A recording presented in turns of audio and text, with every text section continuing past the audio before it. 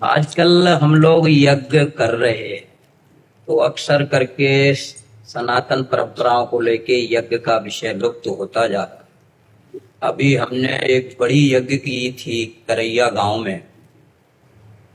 तो वहां जाति प्रथाओं का जो भेद पड़ा है, तो महाराज जी वो कैसे समावेश बिठाया जाए, या वेदों की ही परंपराओं पर जीवन निर्णय करना चाहिए।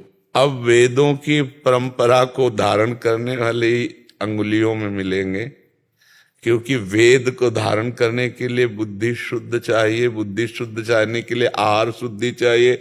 आहार अशुद्ध हो चुका है। आहार अशुद्ध हो चुका है। अब जैसे यज्ञ की तो आप संत महात्मा जन हैं, बड़ी बड़ी गौशालाएं होंगी, तो हम उस पर ज्यादा नहीं कह सकते। नहीं तो यज्ञ करने के लिए अब हमारे पास सामग्री नहीं रह गई, क्योंकि जौ धान्य आदि जो वस्तुएं हैं सब केमिकल और वो खाद ऐसे फेंके जाते हैं कि वो अपवित्र हो चुकी है।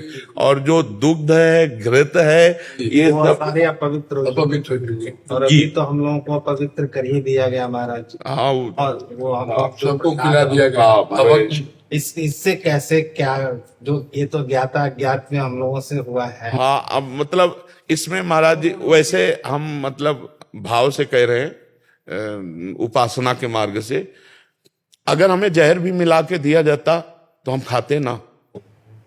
प्रसाद, क्योंकि प्रसाद शब्द हमने प्रसाद पाया, ना कि लड्डू पाए हैं, और ना हमने कोई अन्य पदार्थ पाया है। इसलिए ना हमें कोई भ्रष्ट कर सकता है और ना कभी भ्रष्ट कोई कर पाएगा। तो हम प्रसाद भोगता है, और प्रसाद में नहीं, प्रसादे सर्व दुखा नाम हानिरस्य। प्रसाद में इसका भी हिंदू धर्म में बहुत उपाय है। ये अगर प्रसाद शब्द है तो कोई उपाय करने की जरूरत नहीं। उपाय करना प्रसाद का अपमान है। और अगर प्रसाद शब्द नहीं है, लड्डू शब्द है, तो फिर आप लड्डू क्यों खाए। और अगर प्रसाद शब्द है तो हम फिर नहीं मानते। प्रसाद के आगे हम नहीं मानते। करोड़ों लोगों के मन उपाय में ये है। देखो महाराज जी, वैसे तो पंचगव्य आदि, भगवत चरणामृत आदि बड़े भाव हैं, लेकिन प्रसाद शब्द में हम दूषण शब्द नहीं लगा सकते। हमारी श्रद्धा, ये हम पर्सनल श्रद्धा कह रहे हैं। अगर हमारे इष्ट का प्रसाद ऐसे करके दिया जा रहा है तो हम पा लिए, इसके बाद उसमें बताया गया कि अभक्ष पदार्थ था, तो हमने खाया ही नहीं अभक्ष पदार्थ। हमने तो अपने इष्ट का प्रसाद पाया। बस भाव का सारा खेल है।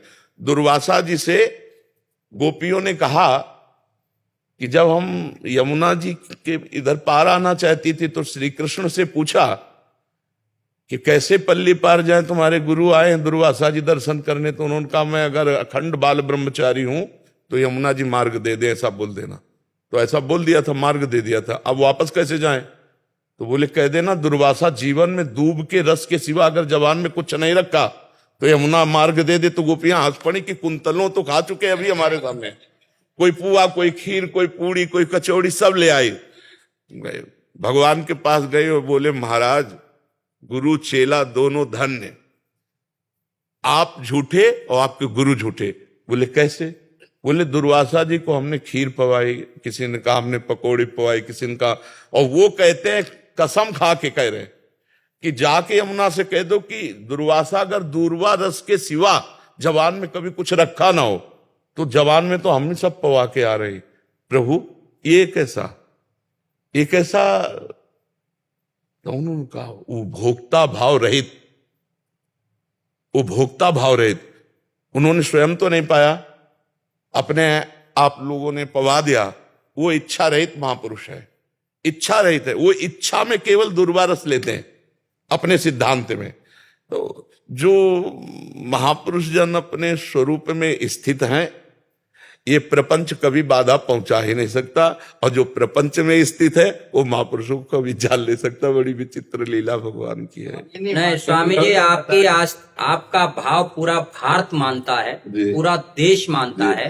और आपने जो संदेश दिया है, मैं मानता हूं कि पूरे भारत वर्ष के सनातनी उसे अमल में लाएंगे और मानेंगे। आप पूजनीय हैं, आपका भाव पूरे देश के लिए सम्मानित। क्योंकि हमारे ठाकुर हैं। बात समझिए, ठाकुर जी को भोग लग चुका, अब हम केवल प्रसाद पा रहे हैं, भोग में क्या मिलाया गया ये ठाकुर जी जाने और पीछे जाने, हमें सिर्फ प्रसाद पाया। हम प्रसाद, हमको अगर ऐसे कहा जाए कि चर्बी मिला हुआ लड्डू खाओ नहीं तो गर्दन उड़ा देंगे, तो हम गर्दन उड़वा लेंगे, अपनी गर्दन कटवा लेंगे, लेकिन लड्डू नहीं खाएंगे।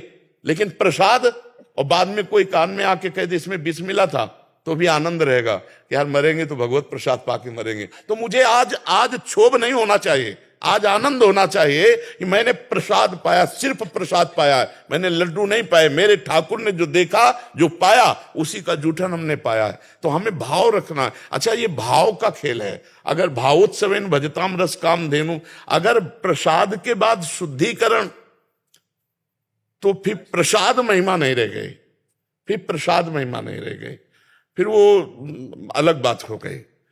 प्रसाद शब्द में है, अगर हमारे इष्ट का प्रसाद है और उसमें कुछ भी गड़बड़ हुआ है तो इष्ट जाने और गड़बड़ करने वाले जाने। हम तो श्रद्धा से अपने इष्ट की जूठन पाई है, उच्छिष्टामृत पाया है, तो हमें लगता है कि उस विषय पर फिर शुद्धिकरण का विषय नहीं। हाँ, सावधानी रखे, बहुत जोर की सावधानी रखे, नहीं उनकी दुर्गति होगी जो वो वस्तु का मिला रहे हैं जानकारी में, वहां उनकी दुर्गति होगी। क्योंकि शास्त्रों हजारों लाखों करोड़ों लोगों की आस्था का विषय होते हैं ये, और ऐसी जगह में इस तरह का। संतों को अयोध्या में जो हम लोगों को बांटा गया, संतों में था कि हम लहसुन प्याज भी नहीं खाते, अरे हमें धर्म भ्रष्ट कर दिया गया। लेकिन त्वदीयम वस्तु गोविंदम तुभ्यमेव। महाराज, इसमें धर्म भ्रष्ट होने के बिल्कुल चांस नहीं है, बिल्कुल नहीं है। ये हमारे इष्ट का महामहिम भाव है, तो भाव का ही सारा खेल होता है। हाँ हाँ, अगर प्रसाद के बाद शुद्धिकरण की बात आएगी तो प्रसाद महिमा लघु हो जाएगी।